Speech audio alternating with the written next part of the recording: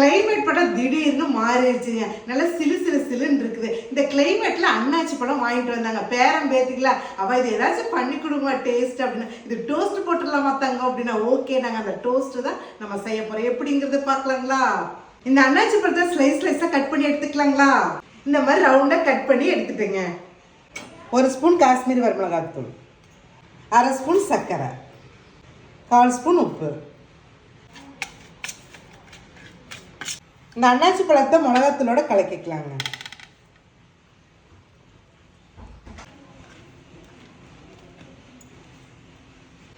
லைட்டாக எண்ணெய் ஊற்றிக்கலாம். பார்க்கறதுக்கே கலர்ஃபுல்லாக இருக்குதுங்க. இதை அப்படியே டோஸ்ட் பண்ணிடலாங்களா?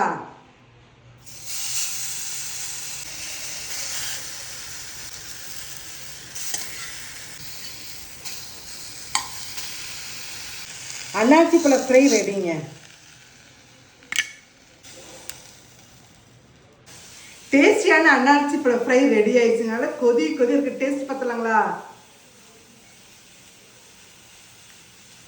நீங்க அல்டிமேட்டுங்க.